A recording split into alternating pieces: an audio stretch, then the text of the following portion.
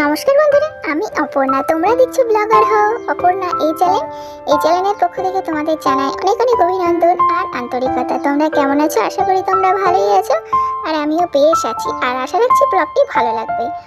তো বন্ধুরা, আমি জানি আমার কাজকর্ম এবং ঠিকঠাক আমি ভিডিও দিতে পারছি না, এডিট করতে পারছি না। যে বাড়িতে গেস্টগুলো আছে, তো সেই জন্য অতিথি নারায়ণ আর অতিথি আপ্যায়নে তুলে রাখলে চলবে না, কারণ আজ আছে কাল নেই। কবে আসবে না আসবে জানি না। আমি কিন্তু যতকাল বেঁচে থাকবো চাইলেই ভিডিও করতে পারবো, কিন্তু এদেরকে কি পাবো না। তাই আমি এদের পিছনে কিছুটা টাইম দিয়েছি বলতে পারো। তো ভিডিওর পিছনে টাইমটা দেওয়া হচ্ছে না, যদিও বা কিছু কিছু ক্লিপ আমি তোমাদের জন্য শেয়ার করলাম। তো দেখো, আজকে আবার দুপুরবেলাতে সব মেনু রান্না হয়েছিল। তারপরে যে বিকেলবেলায় ছেলেকে প্রাইভেট পড়তে দিয়ে গিয়েছিলাম ওই যে দাদুটা মারা গেছে সেই দাদুটার বাড়ি। তো রাস্তাতেই এই দাদুটার নাতি ঘুড়ি উড়াচ্ছিল, তাই সেই ভিডিও তোমাদের সঙ্গে শেয়ার করলাম। তারপরে এই মাসির সঙ্গেই তো ঘুরতে এসেছিলাম, মাসি আবার কুলফি খাওয়ালো, তাই এখানে কুলফি কিনছিল, তাই সেই ভিডিওটাও তোমাদের সঙ্গে শেয়ার করেছি। ভাগ্যিস আমি মোবাইলটা নিয়ে গেছিলাম সাথে করে, নইলে তো ভিডিও করতেও পারতাম না, এবং ভিডিও যে কী দিতাম আমি নিজেই জানতাম না। তো যাই হোক, দেখো কোয়ালিটিটা বেশ ভালো ছিল, মোটামুটি ছিল। যাই হোক, ভালো লেগেছে।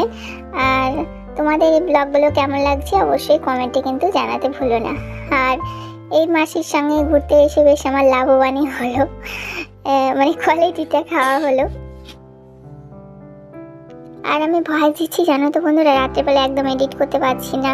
আর রাত্রেবেলা এডিট কী করে করবো? সারাক্ষণ গেস্ট যদি থাকে, গেস্টের মাঝে যদি থাকি, তাহলে কীভাবে এডিট করবো বলো? তো সেই জন্যে রাত্রেবেলা একদম এডিট করতে পারছি না। তাই সকালবেলাতে যে ভিডিও করে আবার কিছু ক্লিপ তোলা ছিল আগের দিন, আর কিছু সকালবেলা থেকে ভিডিও ক্লিপ তুলেছি, মানে দুদিনকার ভিডিও একদিনে দিচ্ছি।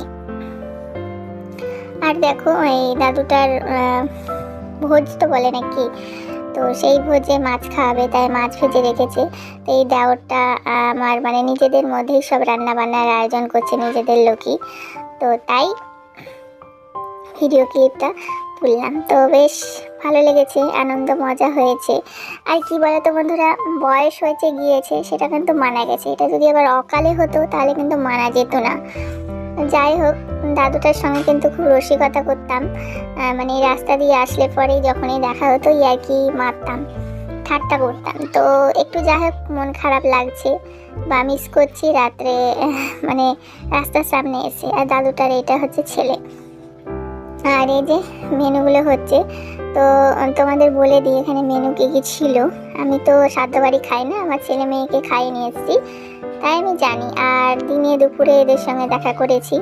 তো যাই হোক, এই যে দুপুরে এরা খাইয়েছিল ডাল, 5 মিশালি ঘ্যাট আর মাছের তেল, এই ছিল দুপুরের মেনু। আর রাত্রেবেলাতে ছিল আরও কিছু ছিল হয়তো, যেগুলো জানি না, পাঁপড় টাপড়। আর রাত্রেবেলাতে মেনু ছিল হচ্ছে মাছের ঝোল আর পটল চিংড়ি, আর ছিল ডাল আর ভাত, সাদা ভাত, দই, মিষ্টি, স্যালাড আর আজওয়ান, আর কিছু ছিল না। আর এই রইলো প্যান্ডেলটা, তোমাদের সঙ্গে শেয়ার করলাম। আর এই যে সেই দেওয়ারটা, যে মাস্টার শেফ বা কিছু একটা হবে, রান্না যেহেতু করে। তারপরে আর ভিডিও ক্লিপ তোলা হয়নি, একদম সকালবেলা পরের দিন চলে এসেছি। দেখো সকালে উঠে পড়েছি, তো ছেলে মেয়ে এখনও উঠতে পারেনি, ওরা পড়ে পড়ে ঘুমাচ্ছে। আর আমি ভিডিও ক্লিপ করছি, যে 2 ভাই বোন ঘুমাচ্ছে, আমরা স্বামী স্ত্রী উঠে পড়েছি।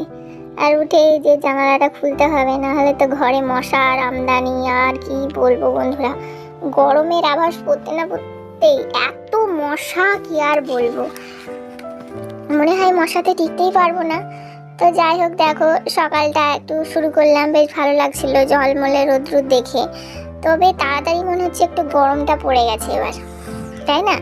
তোমাদের কি মনে হয় একটু কমেন্টে জানিও তো।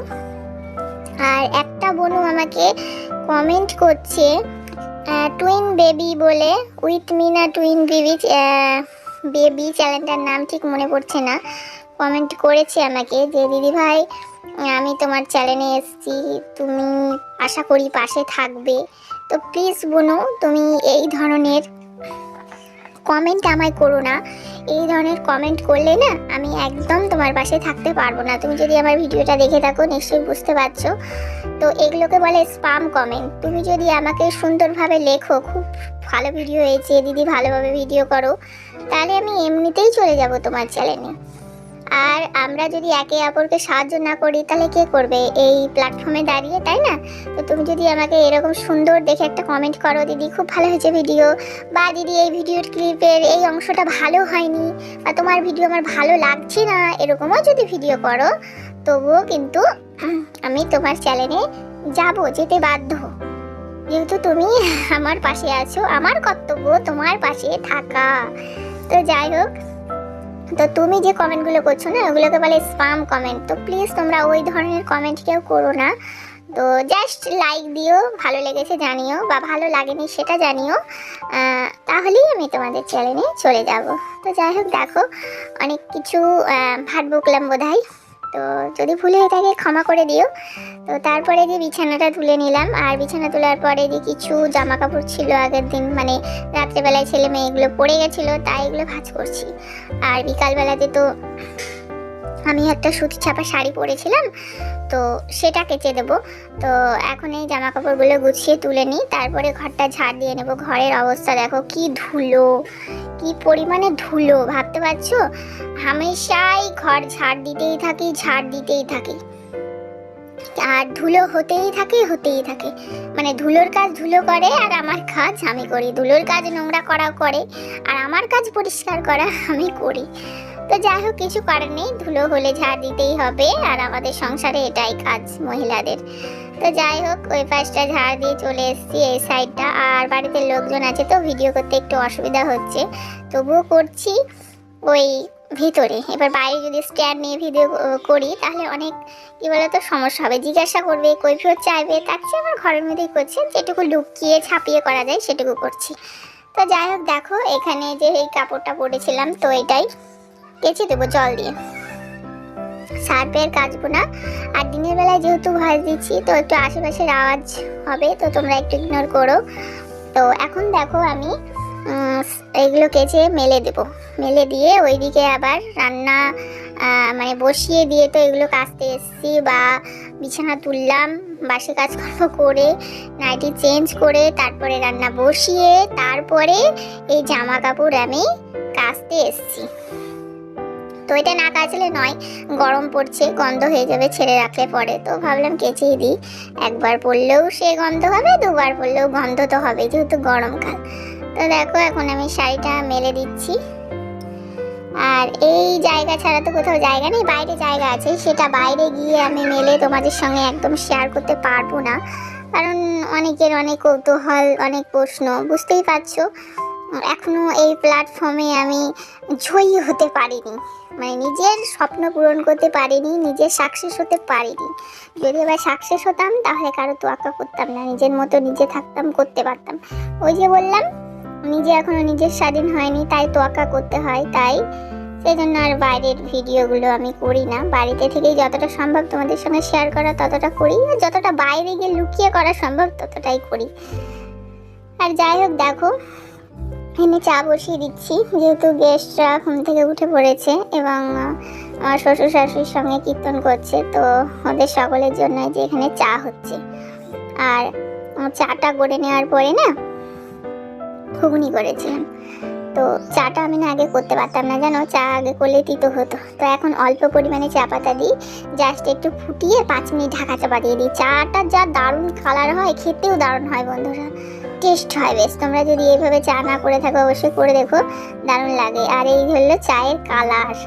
এই কাপগুলো এনে তো ব্যবহার করা হয়নি, তো এরা এসছে বলেই ব্যবহার করছি। এবার একসঙ্গে যেহেতু অত লোক, তো সেই জন্য আর অন্য রকমের ছোটো কাপগুলো দিলাম না। ছোটো কাপটা আমার ছেলের জন্য, বাকি 5 জন আছে গেস্ট, 5 জনকে দেবো। তো আর কি, দেখো এখানে ফার্স্টে ছেলেকে চাটা নামিয়ে দিয়ে ওইখানে আমি চলে যাব আমার গেস্টগুলোকে চা দিতে। তো ওদের বলেছি তোমাদের ভিডিও করব, আর মোবাইলে স্মরণীয় হয়ে থাকবে, আজ আছি কাল নেই, কে কবে কখন কোথায় চলে যাব, তার চেয়ে স্মরণীয় হয়ে থাক আমার চ্যানেলে।